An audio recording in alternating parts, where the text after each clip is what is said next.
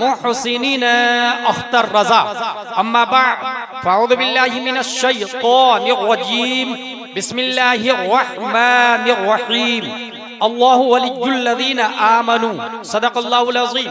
अक़ीदत व मोहब्बत के साथ मरकज़ी अक़ीदत अरवाहुना फ़िदा।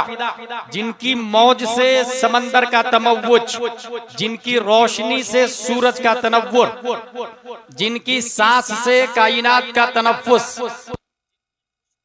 गुलाबों का तअत्तुर, जिनकी मुस्कुराहट से यूनिवर्स का तबस्सुम, जिनके बाल मुबारक को वक्त के इश्क ने देखा तो कलम से कहा लिख, तेल की बूंदे टपकती नहीं बालों से रजा, सुबह आरिस पे लुटाते हैं सितारे गेसू। उस रसूल हाशमी की बारगाह में दुरूद शरीफ पढ़ेंगे जिनकी आंखों की बिसारत को वक्त के कलंदर ने देखा तो कलम से कहा लिख, जिस तरफ उठ गई दम में दम आ गया, उस निगाहे इनायत पे लाखों सलाम। उस रसूल हाशमी की बारगाह में दुरूद शरीफ पढ़ेंगे जिनके नाखून के एजाज को वक्त के मुजद्दिद ने देखा तो कलम से कहा लिख, ईद मुश्किल कुशाई के चमके हिलाल, नाखूनों की बिशारत पे लाखों सलाम। उस रसूल कर्शी की बारगाह में दुरूद शरीफ पढ़ेंगे जिनकी भाव मुबारक नवैतु अन उसल्ली लिल्लाहि तआला रकअतै सलातिल फज्र फर्दुल्लाहि तआला इक़तदैतु बिहादल इमाम मुतवज्जिहन इला जिहतिल काबति शरीफ अल्लाहु अकबर। लौखा वाले अगर नियत फज्र करते तो ये कहते मेरा चेहरा खाना काबा की तरफ, अल्लाहु अकबर। डरबन वाले आपका मेरा चेहरा भी खाना काबा की तरफ, लीबिया वाले आपका मेरा चेहरा भी खाना काबा की तरफ। दोनों जजायर, मगरिब, मोरितानिया, जिबूती, सुमाल, जुजुल कमर, नाइजीरिया, बहरीन, इमारात, Dubai, 208 country in this world. उसके मुस्लिम हालत नमाज में उससे कबल ये नियत करते मेरा चेहरा खाना काबा की तरफ। खाना काबा तेरी दीवार, तेरे वजूद, तेरे तकद्दुस, तेरे ततहुर, तेरे गिलाफ, तेरे हतीम से एक सवाल है, पूरी दुनिया तेरी तरफ चेहरा करके नमाज पढ़ती है, क्या तू भी किसी की तरफ झुकता है?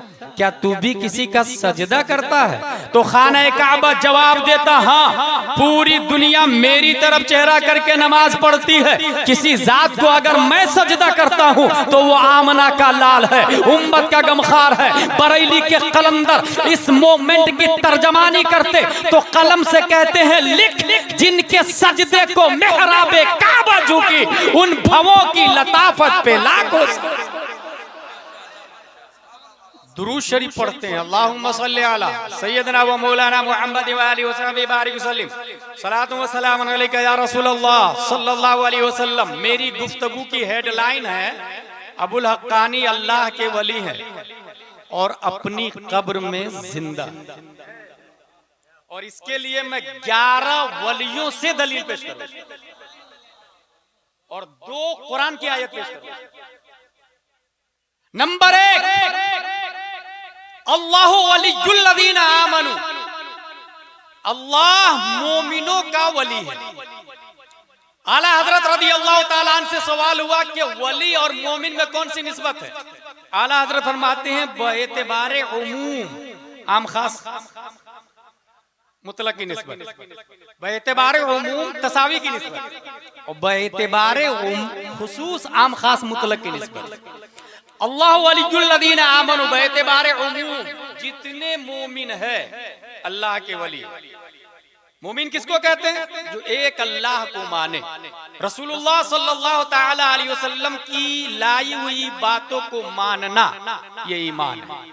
बेएतिबारे खुसूस इन औलियाउहु इल्लल मुत्तकून, वली वही होता है जो मुत्तकी हो। और कुरान मुकद्दस की दोनों आयत, पहली आयत पूरी दुनिया का इत्तेफाक है, जो लोग अबुल हक्कानी को जानते हैं वो मोमिन मानते हैं।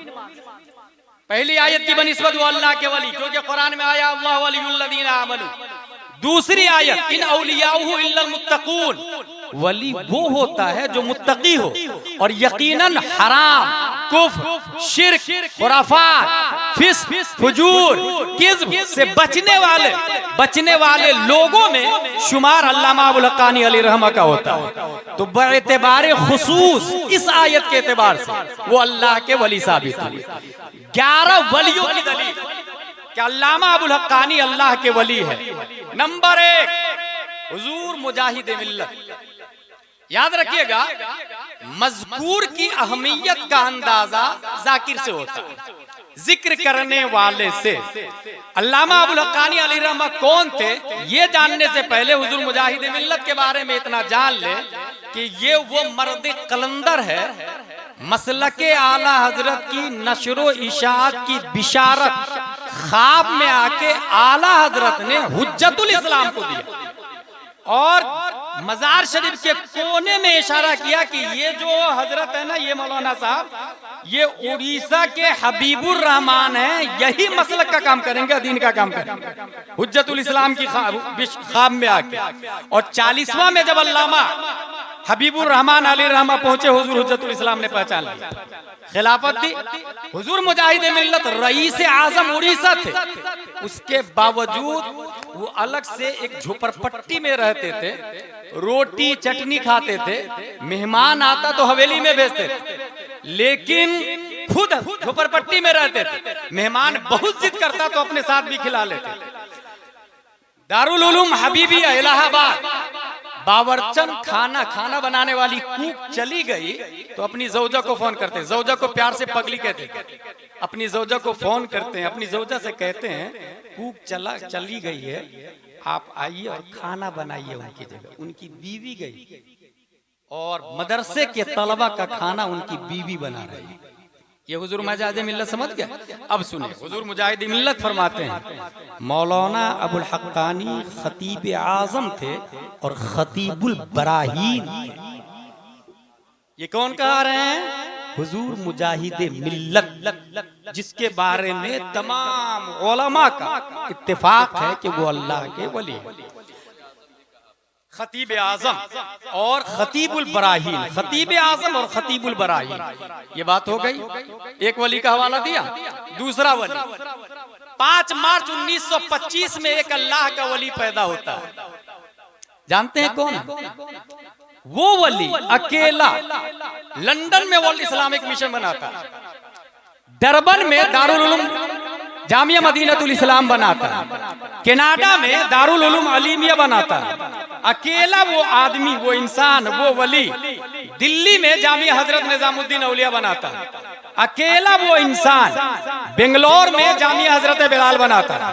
अकेला वो इंसान कोलकाता में दारुल उलूम जियाउल इस्लाम टिकियापाड़ा हावड़ा बनाता। अकेला वो अल्लाह का वली पटना में इमारत शरइया जो देवबंदियों का था, उसकी रीढ़ की हड्डी तोड़ते हुए इदारा शरिया बनाते हैं। अकेला वो वली टाटा में मदरसा फैजुल उलूम बनाते हैं। दुनिया उस वली को अल्लामा अरशदुल कादरी के नाम से याद करती है। अल्लामा अरशदुल कादरी कौन है? पूरी दुनिया में ये काम किया, मगर घर में दाल है कि नहीं ये दोस्त आके पूछते थे। बाजी किसी चीज की जरूरत तो नहीं है? अंदर से अल्लामा अरशद की जौजा बोलती थी, चावल ला दीजिएगा, दाल भेजवा दीजिएगा। और वो मर्द कलंदर लंदन अमेरिका में मदरसा मस्जिद बना रहा था। उनका ये जुमला है, मौलाना अबुल हक्कानी चलती फिरती लाइब्रेरी का नाम। और सिर्फ लाइब्रेरी नहीं, बल्कि उलमाए इस्लाम की अमानत और अमीन का नाम अल्लामा अबुल हक्कानी अलैहि रहमा। 2 वली का हवाला दिया। तीसरा वली कौन नहीं जानता? ताजुश शरिया अलैहि रहमा और रिदवान को। ताजुश शरिया कौन है? नाम नहीं लूंगा मैं। हिंदुस्तान का एक बहुत बड़ा ताजुश शरिया का मुखालिफ अपनी खानकाह में मुझे दावत दी, मुझे बुलाया और बुलाने के बाद ताजुश शरिया के खिलाफ में एक किताब लिखा और कहा मौलाना जिलानी इस पे दस्तखत करें। मैंने कहा हुजूर आप इल्मन अमलन नसबन उमरन अफवलो आला है, मुझे छोड़ दीजिए। कहा ना इस पे दस्तखत करें। और इतने भयानक वो आलिम के अशरफिया के स्ट्राइकर रह चुके, बहुत पुराने जमाने, नाम नहीं बताऊंगा। दस्तखत करें? मैंने कहा नहीं हुजूर आप अफजल वाला। का नहीं, या तो तबसरा करे या दस्तखत करे। जब उन्होंने तबसरा वाली बात रखी तो बाअदब बैठा और मैंने उनका दावा पढ़ा। उनका दावा था ताजुश शरिया वली नहीं, दलील थी इन औलियाहु इल्लल मुत्तकून, वली वो होता है जो मुत्तकी हो, और तादुश शरिया मुत्तकी नहीं। इसकी दलील ये थी कि अमीरों की दावत में जाते हैं, गरीबों की दावत में नहीं जाते, ये तकवा के खिलाफ है। लिहाजा मुत्तकी की किस्म से खारिज, और मुत्तकी नहीं तो वली नहीं, लिहाजा वो तादुश शरिया वली नहीं। सुगरा कुबरा फिट किया था उन्होंने। बाअदब बैठा खादिम, कहा हजरत आपका दावा है तादुश शरिया वली नहीं, दलील है इन औलियाहु इल्लल मुत्तकून, सूरह बकरा आयत नंबर 2, हुदल्लिल मुत्तकीन। खजाइनुल इरफान में मुत्तकी की 7 किस्में की गई। पहली किस्म जो बदमजहबी से बचता हो, दूसरी किस्म जो हराम से बचता हो, तीसरी किस्म जो मकरूह तहरीमी से बचता हो, चौथी किस्म जो इसाअत से बचता हो, पांचवी किस्म जो मुश्तबह से बचता हो, छठवीं किस्म जो खिलाफे औला से बचता हो, सातवीं किस्म जो गैर की तरफ इल्तिफात से बचता हो। आपने मुत्तकी की यहाँ कौन सी किस्म मुराद ली? अगर आपने 7वीं मुराद ली है तो मैं 6वीं के हिसाब से वली मानता हूँ। अगर आपने 6वीं मुराद ली है तो मैं 5वीं के हिसाब से वली मानता हूँ। अगर आपने 5वीं मुराद ली है तो मैं 4थी के हिसाब से वली मानता हूँ। और तादुश शरिया को बदमजहब तो आप भी नहीं जानते, लिहाजा मुत्तकी की पहली किस्म में दाखिल। जो दावा है आपका उसके मुताबिक दलील नहीं, और जो दलील है वो दावे पर फिट नहीं। इसी को शरअ तहजीब के हाशिये में कहते हैं तकरीब ताम नहीं। ये जवाब सुनना था कि सन्नाटा तारी हो गया, लिहाजा साबित होता है जो मुखालिफ है उसके सामने भी एक अदना गुलाम अगर अड़ जाए तो वो लाजवाब होता है। वजह यह है कि तादुश शरिया अल्लाह के वली है, बल्कि मेरी अकीदत कहती है पूरे हिंदुस्तान में तादुश शरिया से बड़ा कोई वली नहीं था। उनके जीते जी कोई वली हो तो अल्लाह के बता दो। और तादुश शरिया का जुमला है अबुल हक्कानी अगर कुछ बोले तो वो नहीं बोलते, मैं बोलता हूँ।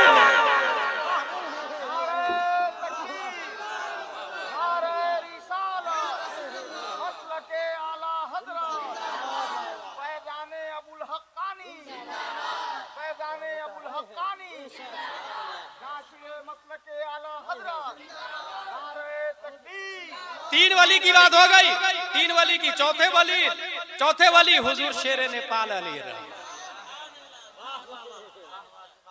इनकी वलायत के बारे में सिर्फ इतना कह दूं कि हुजूर शेर नेपाल अली रहमत से कुछ लोग दस्तखत करवाने, तो हुजूर शेर नेपाल अली रहमत ने फरमाया कि तादुश शरिया ने इसके खिलाफ फतवा दिया। अब तादुश शरिया नहीं है, उनके सज्जादा नशीह कायदे मिल्लत हज़रत मियां मौजूद है, आप जाए उनसे दस्तखत करवा के लिए। मसलक के इतने मजबूत थे, एक पॉइंट। दूसरा, हम लोग खुद पढ़े हैं, हमने बचपन में कुरान शरीफ उनसे अच्छा पढ़ने वाला किसी को नहीं देखा बचपन में। और वो औला लका फौला थुम्मा औला लका फौला फज्र में पढ़ते थे, आहा सुभान अल्लाह। और मैंने इस उम्र में तादुश शरिया से अच्छा दाद अदा करने वाला किसी को नहीं देखा। हुजूर तादुश शरिया अली रहमतुल्लाह रिदवान, हुजूर शेर नेपाल अली रहमतुल्लाह रिदवान शरीयत के इतने पाबंद थे कि अगर चांद की गवाही देने लेने कोई आता तो पूछते थे कहीं चाय वाय तो नहीं पीता होटल में, उसकी गवाही को भी रिजेक्ट कर देते थे। सफर में, हजर में नमाज शरीफ की पाबंदी करते थे। और बचपन में हमने ये तकरीर उन्हीं से शुरू की। शुरू में जब बच्चे आते थे ना, हमारे जमाने में तकरीबन 250-300 बच्चे थे, तो सब बच्चे आते थे तो शुरू में उनकी तकरीर और नसीहत होती थी, तो वो एक हदीस पढ़ते थे, इन्ना शर्र शर्रि शिरारुल उलमा इन्ना खैरुल खैरि खियारुल उलमा। और जिन लोगों ने भी देखा उन्हें शरा का पाबंद पाया, खलवत में भी और जलवत में भी। यहाँ तक कि तादुश शरिया अली रहमत ने फरमाया जो इनके झंडे के नीचे यहाँ रहेगा, हश्र में प्यारे मुस्तफ़ा सल्लल्लाहु अलैहि वसल्लम के झंडे के नीचे रहेगा। इसका मतलब ये हुआ हुजूर शेर नेपाल अली रहमत अल्लाह के वली है। वो क्या कहते हैं, वो क्या कह रहे हैं हुजूर शेर नेपाल अली रहमत? मौलाना अबुल हक्कानी सिर्फ लौखा के खतीब नहीं है, सिर्फ इंडिया के खतीब नहीं, सिर्फ नेपाल के खतीब नहीं, बल्कि वो अरब के भी खतीब थे और अजम के भी खतीब थे। अरब के भी खतीब और अजम के भी खतीब, याद रखिएगा, लौखा वाले भी डरबान, अमेरिका, तूनो, जजायर, कनाडा, बर्तानिया जाते हैं, बहुत सारा पैसा कमा के लाते हैं, मगर ये मर्द कलंदर अबुल हक्कानी जब पहुंचा है तो प्यारे मुस्तफा की हदीसें दे करके वहां से आए, प्यारे मुस्तफा की हदीसें सुनाकर। बल्कि आपको एक तारीख की बात बताऊं, 1856 एक साइंटिस्ट पैदा होता है ऑस्ट्रेलिया,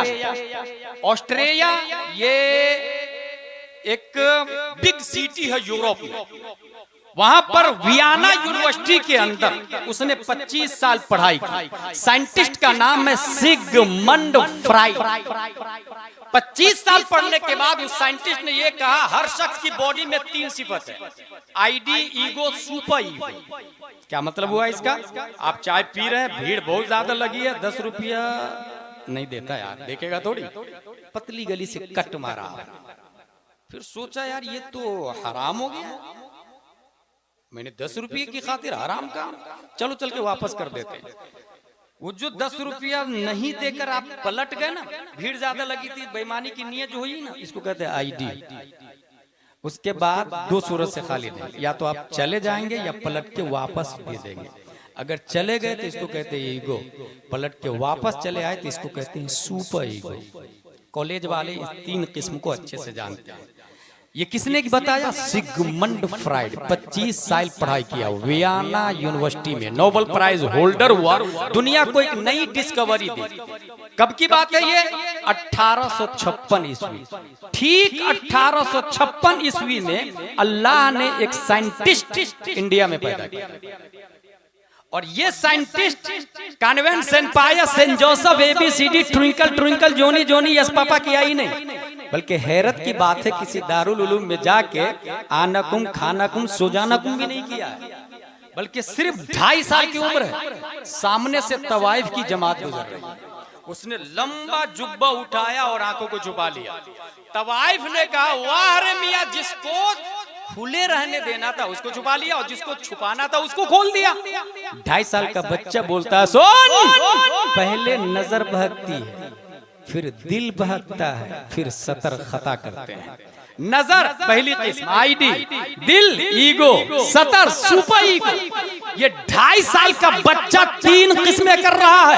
वियना यूनिवर्सिटी में पढ़ने वाला 25 साल पढ़ाई किया, नोबेल प्राइज होल्डर हुआ, दुनिया को लगा बहुत बड़ी बात बता दी। अगर वो इस्लाम को पढ़ा होता तो समझ में आता, ये 2.5 साल का बच्चा कोई और नहीं, 10 शव्वाल 1272 हिजरी 14 जून 1856 ईस्वी में नकी अली खां की पीठ से तसर्रुफात की करवटें लेता हुआ बरेली की धरती पर तमाम सवालों का जवाब बनकर, तमाम साइंसदानों का बाप बनकर, सुन्नियों की आन बान शान इमाम अहमद रजा खान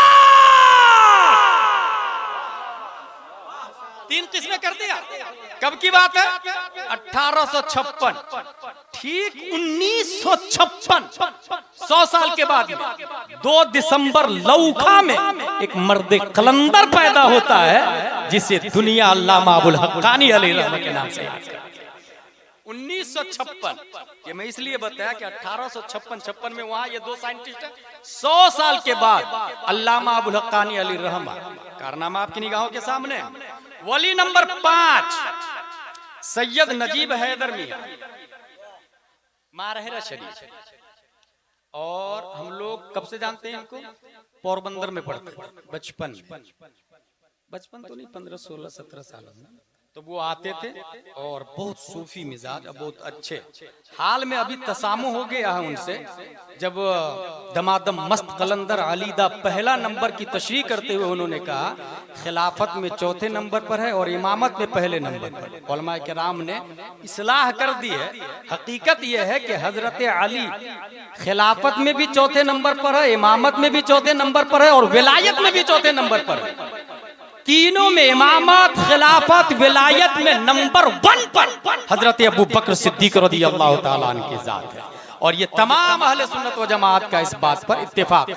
नजीब हैदर दामजिल्लुहु अलैना वो फरमाते हैं, अल्लामा अबुल हक्कानी का निअमुल बदल तो दूर, एक होता है निअमुल बदर। अल्लामा अबुल हक्कानी गए, जिससे हदीस शरीफ पढ़ते थे, और कैसे हदीस शरीफ पढ़ते थे उनका अलग ही अंदाज। कौल रसूलुल्लाह सल्लल्लाहु अलैहि वसल्लम। मुझे एक बात याद आ रही है, इमाम मालिक के इंतकाल के बाद किसी ने ख्वाब में देखा। वो बयान करते हैं कि इमाम मालिक से पूछा गया, मन रब्बु का, तुम्हारा रब कौन, मा दीनो का, तुम्हारा दीन क्या, मा कुंत तकुलु फी हक़ हादर रसूल फी हक़ हादर रजुल, इस मर्द के बारे में क्या कहते थे, यानी रसूलुल्लाह सल्लल्लाहु अलैहि वसल्लम के बारे में आप क्या कहते थे। किससे पूछा जा रहा है, इमाम मालिक से। इमाम मालिक कहते हैं जिंदगी भर तो इन्हीं के बारे में पढ़ाते आया हूं, जिंदगी भर तो इन्हीं के बारे में पढ़ाते हैं। मेरी अकीदत कहती है, अबुल हक्कानी अली रहमत से पूछा गया होगा, मा कुंत तकुलु फी हक़ हादर रजुल, इस मर्द के बारे में क्या कहते थे, तो बईद नहीं कि ये जवाब दिया हो, जिंदगी भर तो मैं क़ाल क़ाल रसूलुल्लाह ही कर रहा था, जिंदगी भर में क़ाल क़ाल रसूलुल्लाह ही तो कर रहा था। निअमुल बद, यानी अल्लामा अबुल हक्कानी से अच्छी तकरीर करना तो बड़ी बात, उनकी तरह भी तकरीर करने वाला दूसरा कोई नहीं मिल रहा। ये किसने बताया, मैंने नहीं, नजीब हैदर दामदिल्लो वाले। और आगे चले, एक वली का नाम लेता हूँ, खैरुल अज़किया मोहम्मद अहमद मिसबाही। हमारे उलमा इनके बारे में जानते हैं, ये बहुत बड़े खामोश खतीब का नाम, साकित खतीब का नाम मोहम्मद अहमद मिसबाही, साकित खतीब का नाम। और गालिबन डॉक्टर असलम मियाँ या अशरफ मियाँ आए थे तो कहा था कि ये बंद है तो कुछ नहीं, और फाड़ो तो सब कुछ हो जाए, अंदर सब कुछ छुपा हुआ खजाना। उनके बारे में इतना याद रखें, मुफ्ती शरीफुल्लाह अलैहि रहमत ने कहा था, खिलाफत देने की नीयत से आपको किसी से खिलाफत है, मिसबाही साहब जवाब देते हैं, न है न ख्वाहिश है, न है न ख्वाहिश है। नमूना असलाफ है, इसमें कोई शक नहीं, अकाबिरीन जानते हैं। उनका जुमला है, अल्लामा अबुल हक्कानी की रिहलत बड़ा अलमिया है, अभी उनसे बड़ी उम्मीदें वाबस्ता थी। मोहम्मद अहमद मिसबाही का ये जुमला गोल्डन वर्ड है, सोने से लिखने के काबिल है, क्योंकि वो बोलते नहीं है किसी के बारे में, और जो बोलते हैं वही हकीकत होती है। मोहम्मद अहमद मिसबाही 6 वली हो गए, 7वें वली का नाम है मुफ्ती निजामुद्दीन साहब किबला, मुहक्किक के मसाइल जदीदा। उनके इल्म के बारे में इतना याद रख ले आप लोग, तकी उस्मानी देवबंदी का बहुत बड़ा मुफ्ती है, वो मुफ्ती इनकी कॉपी कर कर के अरब से अवार्ड ले लिया, जदीद बैंकारी और इस्लाम में, शेयर बाजार के मसाइल में इनकी कॉपी कर करके अवार्ड ले लिया है। यह है मुफ्ती निजामुद्दीन। वो फरमाते हैं, दुनिया खिताबत के एक मुनफरिद लब और लहजा के खतीब, दुनिया खिताबत एक मुनफरिद लब और लहजे के खतीब से महरूम हो गई। अब आइए एक बहुत बड़े वली का नाम ले रहा हूँ, सैयद उवैस मुस्तफा बिलग्राम शरीफ, जिनकी विलायत के बारे में इतना जान ले कि ताजुशरिया के बारे में मशहूर है। ताबीज की जरूरत पड़ती थी तो सैयद उवैस मुस्तफा साहब को बुलवा लेते थे। ताजुशरिया के बारे में ये मशहूर है, मैं जिम्मेदारी से बोल रहा हूँ, सैयद उवैस मुस्तफा दामदिल्लो अलैना को बुला लेते थे। हुजूर सैयद उवैस मुस्तफा बिलग्राम शरीफ, जिनकी वलायत तमाम अकाबिरीन के यहाँ मुसल्लम है, बहुत नेक मुत्तकी परहेजगार। मैं एक दिन खुद भी गया था मिलने के लिए, मेरे सामने में एक आदमी को इतना जोर से झापड़ मारे, मेरी हालत खराब, कहीं अगला नंबर मेरा नहीं आ गया, लेकिन माफ कर दिया, उन्होंने मारा नहीं मुझको। हुजूर सैयद उवैस मुस्तफा दामदिल्लो अलैना, इनके बारे में क्या लिखते हैं ये जानने से पहले इतना याद रखे, शेरे नेपाल अली रहमा के 2 रूहानी बेटे है, तो बहुत सारे 2 काबिल जिक्र। एक है मोहम्मद हुसैन की सीन से बनी सपूत औलाद, मोहम्मद हुसैन की सीन से बनी सपूत औलाद, और एक है कप की टोली से टोली की काप से बनी कपूत औलाद। कपूत औलाद नाफरमान होता है, सपूत औलाद फरमाबरदार होता है। कपूत औलाद ने ये कहा सैयद उवैस मुस्तफा साहब साहिब इल्म नहीं, कपूत औलाद ने ये कहा, लेकिन खुद सैयद उवैस मुस्तफा अल्लामा अबुल हक्कानी अली रहमत, जो शेर नेपाल के सपूत रूहानी औलाद है, उनके बारे में फरमाते हैं, मौलाना अबुल हक्कानी जमात अहले सुन्नत के मुमताज आलिम दीन और बुलंद पाया खतीब थे। आपकी रहलत से अहले सुन्नत में खला पैदा हो गई। सैयद उवैस मुस्तफा दामदिल्लो अलैना। और आगे चले, नौवां वाली सैयद मदनी मियां अशरफी सिलसिले के सबसे मुअतबर और बड़े आलिम दीन सैयद मदनी मियां दामजिल्लु अलैना, जिन्होंने सैयदुत तफासिर किताब लिखी है। उनकी तफसीर की किताब बहुत मशहूर है। उनको किसी ने कहा कि आपकी तहरीर तकरीर तो आला हजरत की तरह, फौरन उन्होंने तंबीह की कि वो मुजद्दिद थे, उनको तुम लोग नहीं समझ पाओ। बहरहाल सैयद मदनी मियां दामजिल्लु अलैना फरमाते हैं खिताबत के हवाले से, खिताबत 3-4 तरह से होती है। मिसबाही साहब ने 3 किस्में की थी। मैं यहाँ इतना बता दूं कि एक तकरीर है कॉमेडी, जिसमें खूब हंसाया जाता है, खूब चुटकुलेबाजी होती है। एक तकरीर है कॉपी पेस्ट, जिसमें यूट्यूब से अखज किया जाता है और बयान कर दिया जाता है। एक तकरीर है राग के तौर पे, तरन्नुम के अंदाज में, और एक तकरीर है जो कुरान और हदीस से तकाज़ाए हाल के मुताबिक, वो रटी रटाई भी नहीं होती, वो माखूज होती है कुरान और हदीस से और दलाइल की रोशनी में। सही, इसको कौन समझ पाएगा? ये आप लोग नहीं समझ पाएंगे कि ये तकरीर कैसी है, बहुत कम लोग समझ पाते हैं। सैयद मदनी मियां दामजिल्लु अलैना फरमाते हैं असल खिताबत वही है जो अल्लामा अबुल हक्कानी करते हैं। असल खिताबत कौन है? जो अल्लामा अबुल हक्कानी करते हैं, क्योंकि अल्लामा अबुल हक्कानी हदीस बोलते हैं और कुरान शरीफ के बाद सबसे ऑथेंटिक कोई बात है तो उसे हदीस रसूल कहा जाता है। अल्लामा अबुल हक्कानी, असल खिताबत वही है जो अल्लामा अबुल हक्कानी करते हैं। अल्लामा कमरुज़्ज़मा आज़मी इंग्लैंड, वो फरमाते हैं अल्लामा अबुल हक्कानी यकीनन मिल्लत इस्लामिया के कीमती सरमाया थे। सैयद शमसुल्लाह जान बाबू हुजूर, वो फरमाते हैं अल्लामा अबुल हक्कानी एक बेहतरीन आलिम और खुतबा के दरमियान इनफिरादी हैसियत के मालिक थे। ये 11 औलिया किराम मैंने बयान किए, 11 औलिया किराम के हवाले से कि अल्लामा अबुल हक्कानी क्या था। मेरा हेडलाइन याद रखिएगा, मेरी हेडलाइन, अल्लामा अबुल हक्कानी अल्लाह के वली हैं और अपनी कब्र में जिंदा है। कुछ बातें मुझे याद है, हनफिया गौसिया में पढ़ रहा था, अल्लामा अबुल हक्कानी अली रहमा आए, खाना खाने के बाद मेन गेट के दीवार से टेक लगाए हुए हैं। हुजूर शेरे नेपाल का इंतजार हो रहा है, क्योंकि वो अपनी शाया निशान उठ के आते, वुजू करते थे और फिर नमाज पढ़ाते थे, और चाहे वो 20 मिनट हो या 25 मिनट हो या 30 मिनट हो, जब आते थे तभी जमात शुरू होती थी। अल्लामा अबुल हक्कानी और गालिबन साथ में अली अहमद सिवानी टेक लगा के खड़े थे और जुहर की अजान हो चुकी थी, जमात होने वाली थी। अल्लामा अबुल हक्कानी फरमाते हैं हजरत को मैं याद दिलाऊंगा अबरिदू बिज़्ज़ुहर, ये जुमला मुझे अच्छे से याद है, हजरत को मैं याद दिलाऊंगा अबरिदू बिज़्ज़ुहर, जुहर को ठंडा करके पढ़ो। इससे अल्लामा अबुल हक्कानी का अदब भी समझ में आता है और मुबल्लिगाना अंदाज भी समझ में आता है, और ये भी समझ में आया कि पूरी दुनिया में अगर कोई मसला बताते थे तो हदीस ही से बात करते थे, हदीस ही से बात करते थे। और अदब क्या, याद दिलाऊंगा, सिखाऊंगा नहीं, याद दिलाऊंगा। ये है छोटों का अपने बड़ों की बारगाह में ततफुलाना। मुझे एक और बात याद है, अल्लामा अबुल हक्कानी को मेरे वाली साहब अपने घर लाए।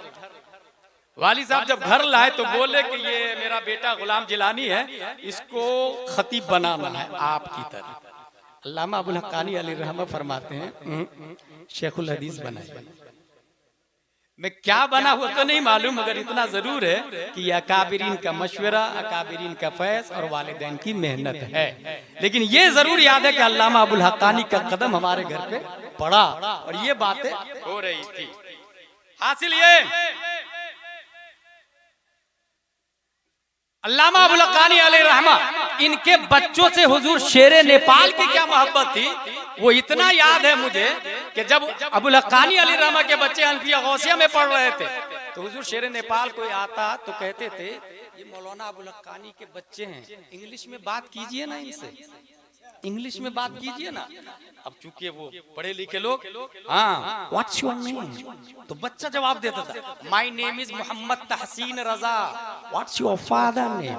My father name is Mohammad Hussain Abul Haqqani.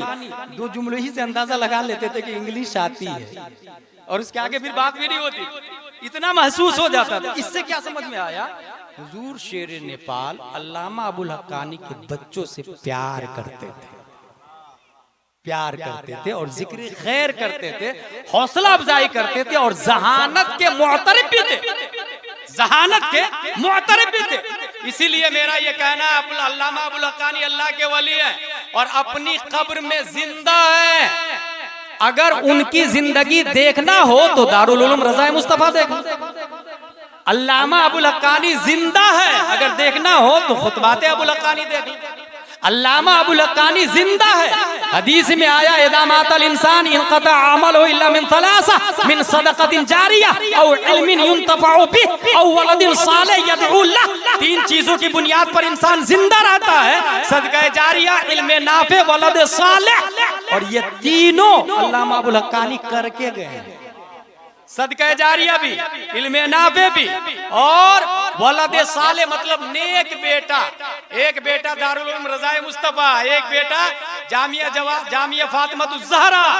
अल्लाह तबारक व तआला इनके कारनामों से उनके दर्जात को बुलंद फरमाए। ये साबित हो गया अल्लामा अबुल हक्कानी अलैहि रहमा अपनी कब्र में जिंदा है। हो सकता है आपके दिमाग में एक बात आए कि हाउ इज दिस पॉसिबल यार, कैसी बातें कर दी अज़हरी साहब ने। 3 साल से ज्यादा हो गया और बोल रहे हैं जिंदा है।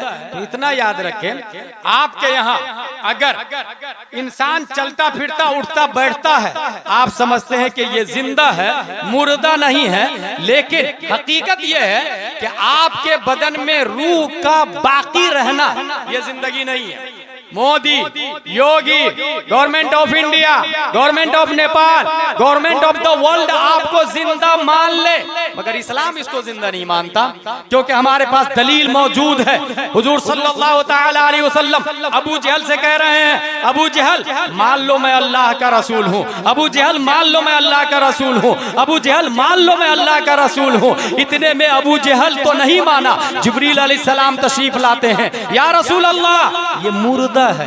अवमन काना मैतन, a question arise in our mind. Abu Jahl के बदन में रूह बाकी है, इस्लाम बोल रहा है मुर्दा है। अबू जहल की बीवी बच्चे हैं, इस्लाम बोल रहा है मुर्दा है। वो बीवी बच्चों की किफालत कर रहा है, इस्लाम बोल रहा है मुर्दा है। वो प्लानर है, इस्लाम बोल रहा है मुर्दा है। His hands are catching, Islam said he is dead. His eyes are watching, Islam said he is dead. His heart is beating, Islam said he is dead. His foots are walking, Islam said he is dead। सब कुछ कर रहा है, आँख कान नाक हाथ पांव काम कर रहे हैं, मगर इस्लाम बोल रहा है ये जिंदा नहीं है, मुर्दा है।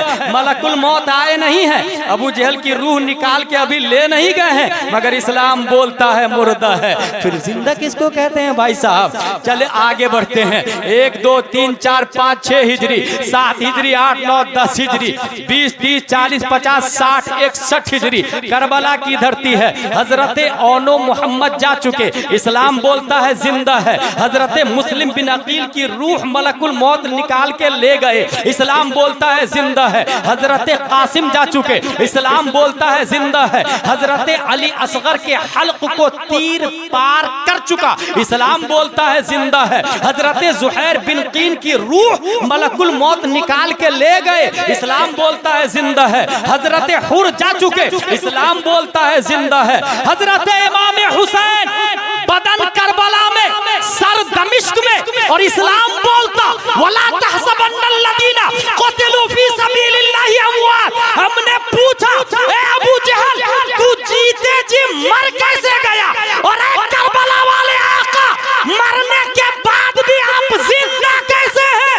मिजाजे अबू जहल ने जवाब दिया, अदावत मुस्तफा ने मुझे जीने नहीं दिया। करबला वाले हुसैन बोले मोहब्बत मुस्तफा ने मुझे कभी मरने नहीं दिया। जिंदगी नाम मोहब्बत मुस्तफा का है, मौत नाम अदावत मुस्तफा का। इसलिए मोहम्मद बिन सलमान मुर्दा है। जानते हैं कौन है? प्राइम मिनिस्टर ऑफ सऊदीया, 3.5 करोड़ लोगों का हाकिम है, लेकिन मुर्दा है। अभी फिलिस्तीन में आए दिन लोग मर रहे हैं, मगर वो रियाज सीजन करवा रहा है। रियाज सीजन जिसमें 400 बिलियन डॉलर खर्चा हुआ है। 40 लाख से ज्यादा लोग रियाज में मौजूद है। बम्बई के हॉलीवुड वाले, दुनिया के बॉलीवुड वाले, टॉलीवुड वाले, ये सब वहां पहुंच रहे हैं। 40 लाख लोग मौजूद है। मगर मोहम्मद बिन सलमान इतना बड़ा मरदूद है कि 400 लोग फिलिस्तीन में मस्जिद अक्सा की हिफाजत के लिए नहीं भेज रहा। वो मुर्दा है, वो जिंदा नहीं है। मगर यही फिलिस्तीन है। फादी अबू सलाह एक नाम है, 2008 में इजराइल के खिलाफ लड़ा, दोनों पांव कट गए, लेकिन मायूस नहीं हुआ। व्हील चेयर पे बैठा, व्हील चेयर पे बैठने की मौजूदगी ही में शादी किया, 5 बच्चे भी पैदा किए, लेकिन जज्बा अभी पुजमुर्दा नहीं हुआ। फिर इजराइल के खिलाफ मैदान में उतर आया। अभी 2018 में शहादत हुई, वो जिंदा है। फादी अबू सलाह जिंदा है, 1 बीवी 5 बच्चे, वो जिंदा है। मगर मोहम्मद बिन सलमान मुर्दा। फीफा वर्ल्ड कप 210 बिलियन खर्चा हुआ था, मोहम्मद बिन अब्दुल रहमान ने करवाया था। कौन? Prime minister of Qatar. 210 billion dollar खर्चा हुआ, वो मुर्दा है। फादी अबू सलाह जिंदा है। मेरे भाई, आखिरी बात यह है, इस वक्त पूरी दुनिया 7 अक्टूबर 6:30 बजे 20 मिनट के अंदर 5000 रॉकेट जब फायर किए, सब लोगों की नजर हमास की तरफ पड़ गई, इजराइल की तरफ पड़ गई। इसके बाद ये पलटवार किया, हजारों लोग मौत की अबदी नींद सो चुके हैं। मामला ये है, इजराइल का कहना है यरूशलेम बिलोंग्स टू द ज्यूज, मस्जिद अक्सा हमारी है, लिहाजा हमारे हवाले कर। दूसरा दावा है उसका, our army has tried day and night to complete complete, मस्जिद अक्सा के तहफ्फुज़ व बका के लिए हमारी फौज मेहनत कर रही है दिनों रात। तीसरा दावा है उसका, the work we are doing for the benefit of people of Palestine must be accepted, फिलिस्तीनियों को हम जितना दे रहे हैं उतने में राजी हो जाए। चौथा दावा है उसका, Arab should apologise for the war that have started with Israel, Israel फिलिस्तीनियों को माफी मांग लेना चाहिए, अरब को माफी मांग लेना चाहिए। हकीकत क्या है? हदीस शरीफ, लौ लम यब्क़ा मिन दुनिया इल्ला यौम लतव्वलल्लाहु ज़ालिकल यौम हत्ता युक़ातिल आखिर हादिल उम्मति दज्जाल, हत्ता क़ील अयनहुम या रसूलल्लाह क़ाल अंतुम शर्क़िय्या नहरल उर्दुन व हुम ग़रबिय्या हत्ता यख्तबिल यहूदी मिन वराइ शजर अविल हजर फयक़ूलु शजर अविल हजर ताल या मुस्लिम या अब्दुल्लाह ताल हिना हादल यहूदी फ़क़्तुलहु। हदीस शरीफ के अंदर आया, कयामत आने वाली है, एक दिन बाकी होगा, अल्लाह उस दिन को लंबा करेगा, यहाँ तक कि इस उम्मत का आखिरी फितना यहूदी मारा जाए, आखिरी फितना यहूदी मारा जाए। इसका मतलब यह हुआ पूरी दुनिया में सबसे बड़ा फितना यहूदी है। और इस हदीस से यह भी पता चला, इस सबसे बड़े फितने को खत्म कोई करेगा तो वो मुसलमान होगा, खत्म करने वाला भी मुसलमान होगा। और हाँ, कोई नबी को टेररिस्ट ना कहे, मुसलमान को टेररिस्ट ना कहे, इतना याद रखे। 1857 से लेकर 1947 तक भारत पर कब्जा था बरतानिया का। 1947 में लड़ाई हुई है, सुभाष चंद्र बोस है, जवाहरलाल नेहरू है, महात्मा गांधी है, मिस्टर नेहरू, मिस्टर गांधी है। सिर्फ यही नहीं, अल्लामा फजल खैराबादी है, किफायत अली काफी है, हजारों जाने कुर्बान गई। ये टेररिस्ट है या फ्रीडम फाइटर है? यकीनन ये फ्रीडम फाइटर है, टेररिस्ट नहीं है, क्योंकि जमीन हमारी थी, हमने बरतानिया को भगाया। बस इसी तरीके से 1948 से पहले पूरा फिलिस्तीन मुसलमानों का था, इजराइल का नहीं था।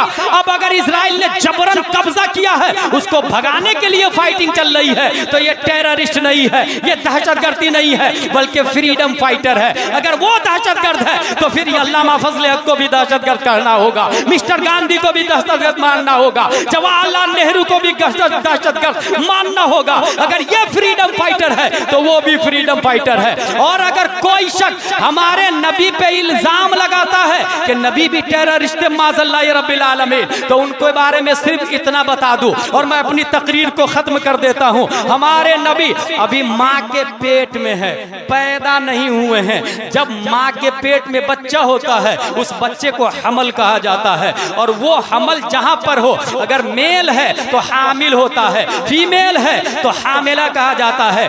बोझ उठाने वाली गाड़ी को हमाला कहते हैं, पैसेंजर गाड़ी को नकाला कहा जाता है। लिहाजा जिस औरत के पेट में बच्चा हो, इंग्लिश में प्रेग्नेंट कहा जाता, अरबी में हामिला कहा जाता, जिसका मतलब है बोझ उठाने वाली। और बोझ कितना होगा वो शुरू शुरू में चंद ग्राम का होता है, फिर बढ़ता चला जाता, 50 ग्राम, 100 ग्राम, 500 ग्राम, 1 किलो, 2 किलो, 2.5, 3, 4 किलो का बच्चा पैदा होता है। ये अखबार की हेडिंग बताती है, ये न्यूज बताती है, ये चैनल में आता है। पता ये चला बोझ जितना ज्यादा होगा माँ को उतनी ही ज्यादा तकलीफ होगी, माँ को उतनी ही ज्यादा दर्द होगा। मगर हजरत आमिना रज़ियल्लाहु अन्हा इरशाद फरमाती है, वल्लाही मा शऊरतु अन्नी हमलतु वला वजदतु लहु सिक़ला। खुदा की कसम, मेरा बेटा मेरे पेट में है मगर जर्रा बराबर मुझे शऊर भी नहीं हुआ और बोझ का एहसास भी नहीं हुआ। मैं सोच में पड़ गया कि आखिर बोझ क्यों नहीं है।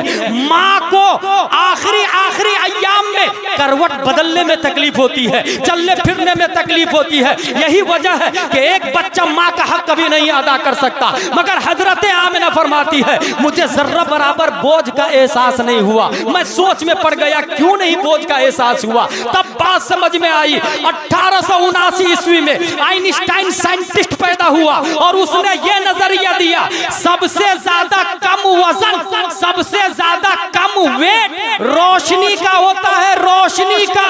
बात समझ में आ गई, सबसे ज्यादा कम वजन रोशनी का है। तो हमारे नबी कोई जिस्म का नाम नहीं है, बल्कि कुरान शरीफ में आया, क़द जाअकुम मिनल्लाहि नूर। हमारे नबी पैदा होने से पहले भी नूर है, पैदाइश के बाद भी नूर है, और जब रब की बारगाह में थे तब भी वो नूरुन अला नूर थे। और जब पैदा हुए माओ का दम निकल जाता, बहुत सारी माएँ मर जाती है, बहुत सारी माएँ मर जाती है। इसलिए मैं कहता हूँ जचगी हॉस्पिटल अपना होना चाहिए। अल्लाह ने जिस मुस्लिम को दौलत दी है ना, वो लेडी बटलर अपना खोले। क्या आपकी गैरत गवारा करती है कि हमारी माँ और बहनें पराए मर्दों से जचगी करवाए? हॉस्पिटल में कौन होता है, कौन काम करता है? इसलिए अपना हॉस्पिटल होना चाहिए।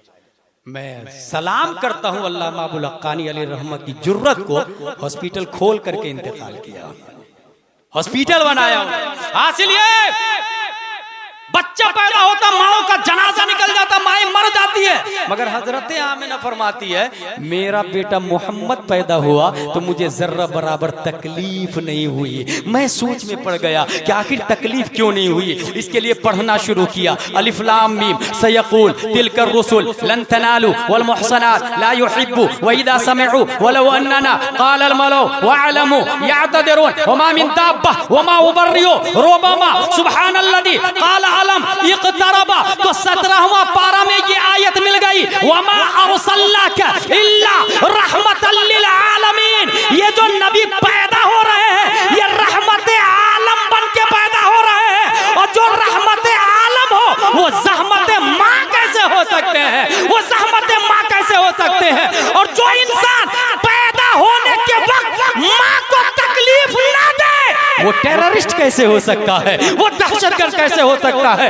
यकीनन दहशतगर्द का खात्मा हमारे नबी ने किया है। इसलिए तौहीद और रिसालत के शहदाइयों, जिंदगी नाम मोहब्बत मुस्तफ़ा का है। अल्लामा अबुल हक्कानी अल्लाह के वली है, अपनी कब्र में जिंदा है। इस्लाम टेररिस्ट का नाम नहीं है। हम फिलिस्तीन के मुसलमानों के साथ है, दुनिया साथ दे ना दे, अल्लाह साथ दे रहा है। हजारों रहमतें हैं उनकी कब्र पर। वमा अलैना इल्लल बलाग। अस्सलामु अलैकुम।